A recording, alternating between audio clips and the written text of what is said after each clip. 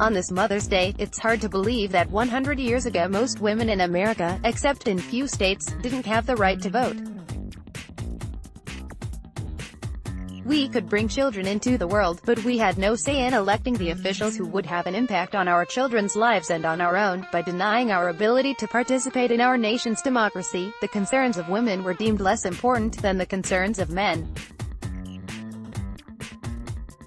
Since we were powerless to vote anyone in or out of office, campaigns did not seek to be inclusive and appeal to and engage women.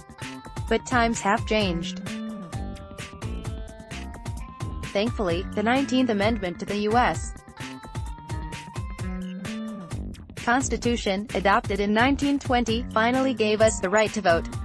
And today women account for more than 60% of our country's registered voters.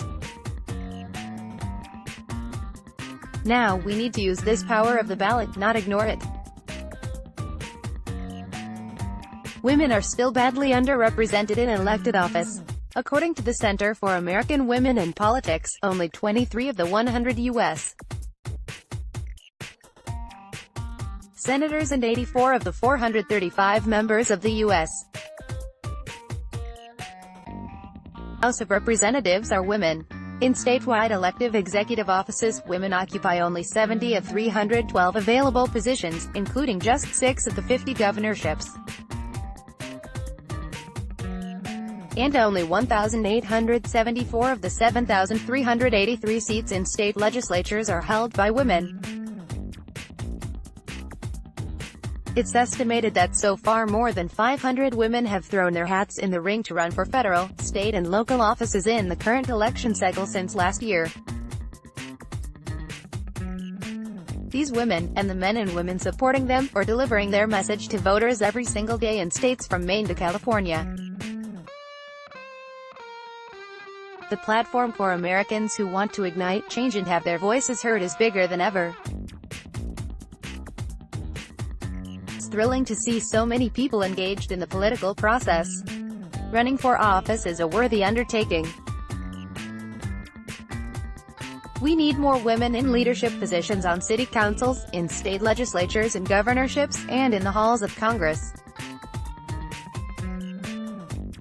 Another way to speak out and make your voice heard is to check in at your local polling place and vote, and what many voters don't know is that they will have 2 opportunities to make their voices heard in this year's midterm elections, in the primary and general elections. Nearly 139 million Americans voted in the 2016 elections. 18 months ago, these men and women were impassioned and motivated to be a part of an historic election. But even though voter turnout was at a high, less than 60% of eligible voters actually showed up at the voting booth.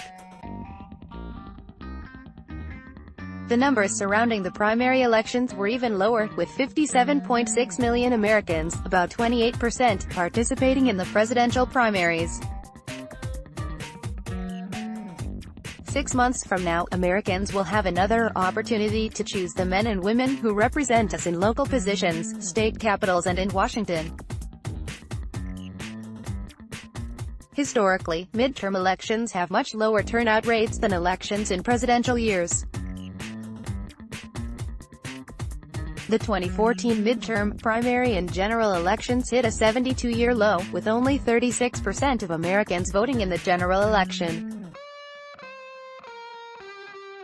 The state primaries, happening now through mid-September, had abysmally low turnout rates in 2014, with about 15% of those eligible voting in state primaries. Too often, voters express a sense of choosing a lesser of 2 evils when voting in general elections.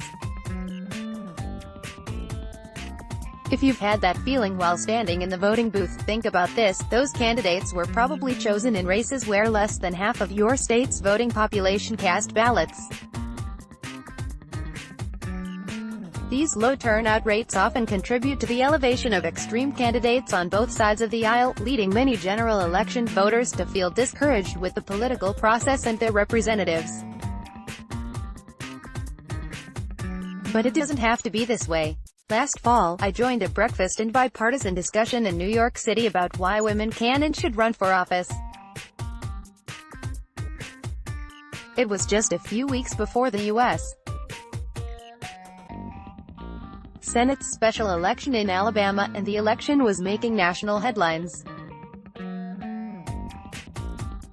The importance of primaries and sending strong, viable candidates to the general election was on the minds of everyone and a huge topic of discussion.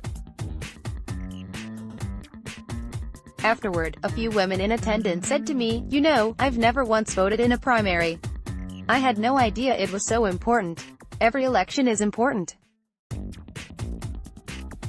Every opportunity to elevate your voice, your concerns and your beliefs is one that should be embraced.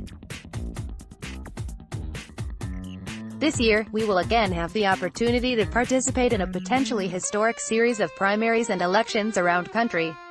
Will you join us? If you don't know when your state's primary election is, you can find out here. You can also register to vote here.